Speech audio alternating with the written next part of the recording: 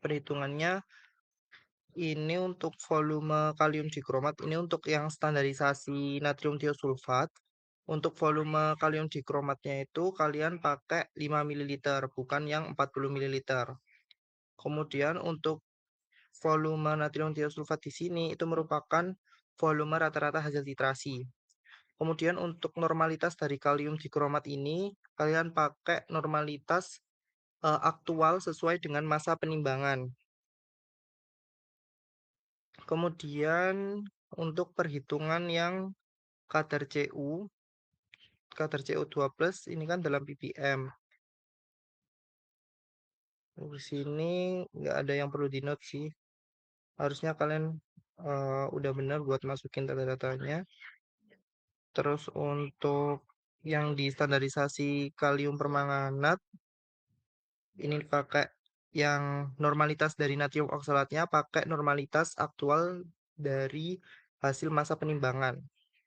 Kemudian ini untuk volume dari natrium oksalatnya pakai 5 ml sesuai dengan yang ada di prosedur. Lalu untuk yang penetapan kadar H2O2, di sini ada tipe ya, rumus yang di modul. Ini kan yang di modul ini volume natrium oksalat, harusnya ini volume dan juga konsentrasi dari kalium permanganat. Kemudian di sini untuk rumusnya kalau di modul itu kan AR H2O2. Yang benar itu rumusnya pakai berat ekivalen H2O2. Kalau rumus berat ekivalen itu kan MR per valensi, di mana MR dari H2O2 itu kan 34, valensinya 2, jadi 34 bagi 2, 17. Lalu di perhitungan kadar H2O2, jangan lupa untuk mengalihkan dengan faktor pengenceran. Karena kan untuk sampel yang kalian gunakan dalam analisis atau penentuan kadar H2O2 ini tuh kan sampelnya ada proses pengenceran yang mana yang awalnya itu 10 ml diencerkan hingga 100 ml. Jadi untuk faktor pengencerannya 100 per 10 sama dengan 10. Jadi nanti kalau misalnya di lemdatnya masih ada yang belum sesuai, entah itu dari perhitungan kadar maupun konsentrasi standarisasi, kemudian dari format tabelnya nanti bisa disesuaikan lagi, terus kalian cantumkan pada saat pengumpulan lapres ketik. Lalu untuk data sebenarnya,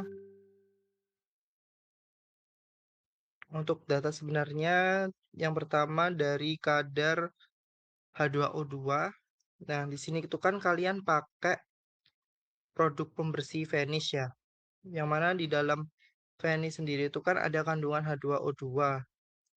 Di bagian komposisinya itu tertera kalau kadar H2O2 dalam vanish itu sebesar 4,8% berat per volume.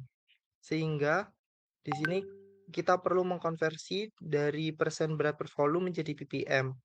Nah, yang pertama itu kita cari terlebih dahulu masanya berapa dari persen berat per volume yang diketahui di bagian komposisi produk sama volume produknya. Dan di sini volume produknya itu sebesar 425 ml.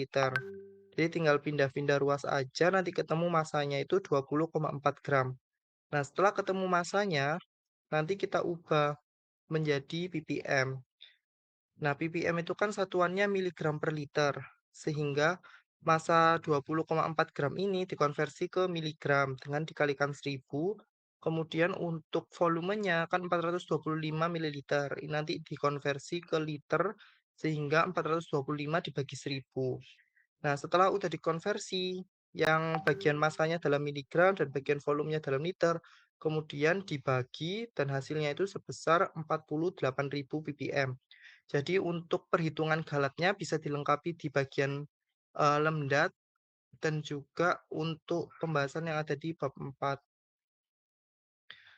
Jadi di sini untuk data sebenarnya yang kadar H2O2 itu sebesar 48.000 ppm. Dan ini sama semua ya untuk kadarnya. Kemudian untuk yang kadar CO2+ ini kan kalian pakai sampel dari larutan CuSO4 5H2O 0,1 N 100 ml. Nah, dari penentuannya itu dari masa hasil penimbangan. Nah, kalau misalnya kita ngitung itu kan sebesar ini ya, 1,2484. Tapi kalau misalnya kita menimbang, mungkin dari hasil penimbangannya itu nggak sama persis dengan hitungan secara teoritisnya. Mungkin waktu penimbangannya itu kayak kelebihan, misalnya 1,25 ataupun kurang 1,23 berapa gitu. Sehingga kan akan berpengaruh terhadap kadar dari CO2 plusnya apabila dikonversi menjadi ppm. Sehingga di sini nanti untuk perhitungan kadar sebenarnya CO2 plus menyesuaikan dengan massa yang diperoleh pada saat pembuatan larutan CuSO4 5H2O.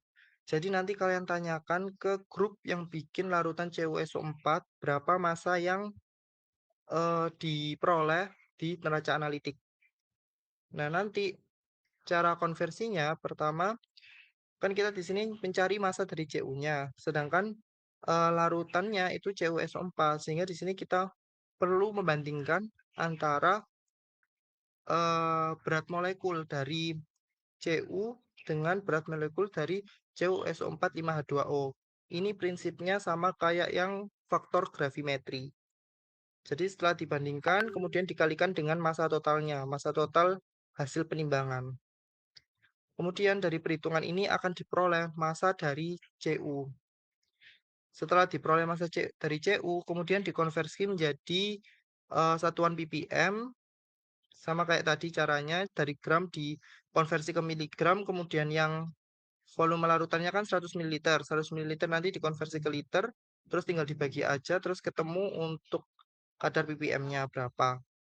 Kalau misalnya di sini, itu ketemunya 3177 ppm. Tapi nanti untuk kalian disesuaikan lagi ya dengan massa yang diperoleh dari penimbangan. Tapi nanti eh, kurang lebih masanya mendekati 3177 ppm sih harusnya. Kemudian ya kan ini udah diperoleh ya data sebenarnya. Nanti kalian hitung sendiri untuk eh, galat yang diperolehnya berapa pada penetapan kadar Cu dan juga kadar H2O2.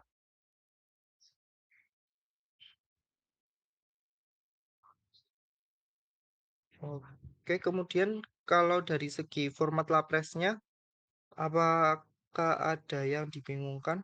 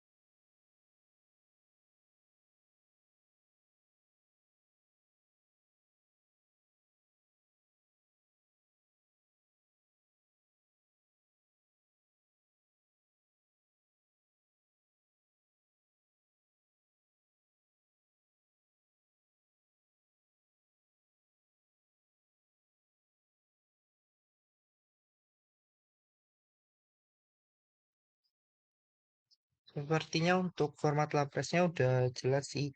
Soalnya di sini untuk hal-hal apa saja yang perlu kalian bahas udah detail. Mungkin dari segi lampiran satu bisa di notes isi dari lampiran satu itu ada tabel titrasi, kemudian ada 8 pembuatan larutan, 8 perhitungan pembuatan larutan, ditambah satu pembuatan indikator amilum.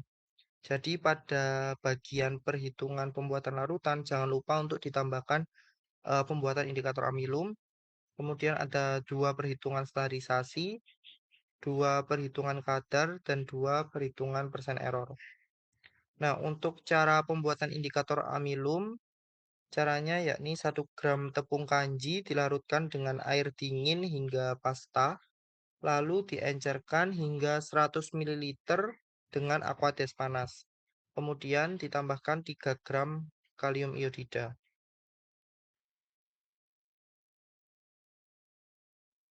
Lalu untuk di bagian kesimpulan, di situ kan ada di kesimpulan poin 2 itu kan menunjukkan kadar ya, kadar yang diperoleh dari penetapan kadar Cu dan juga H2O2. Nah, di situ kalian juga cantumin berapa galat yang diperoleh. Kemudian untuk yang kesimpulan poin 3 itu kan mengenai reaksi. Nah, reaksi yang kalian narasikan di sini tuh hanya reaksi penetapan kadarnya aja. Terus untuk yang di bab 4, di situ kan ada beberapa pembahasan yang memerlukan citasi. Jadi nanti di lapresnya jangan lupa untuk dicantumkan citasinya pada pembahasan di bab 4-nya. Terus untuk bagian saran nanti kalian bisa cantumin beberapa opsi saran sehingga nanti bisa aku pilih 2 saran yang terbaik. Dan untuk saran harus yang bersifat ilmiah, bukan human error. Terus untuk saran juga bisa kalian kaitkan dengan faktor-faktor yang berpengaruh pada saat kalian praktikum. Kemudian bisa dihubungkan dengan penggunaan alat maupun penggunaan bahan yang mana dapat mengoptimalkan proses praktikum dari iodometri dan permanometri. Dan untuk sarannya juga harus yang logis serta bisa diterapkan di lab kita.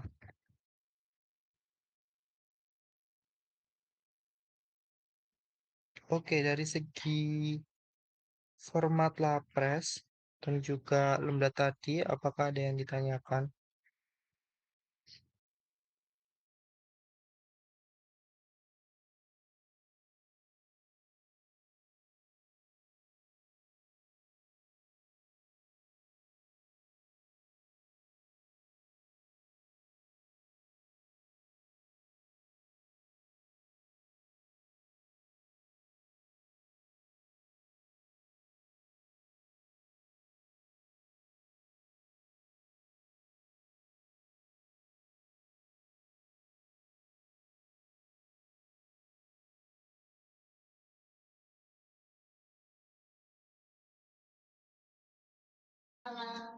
Oke, kalau nggak ada, aku lanjutin aja ke bagian teori dasar dalam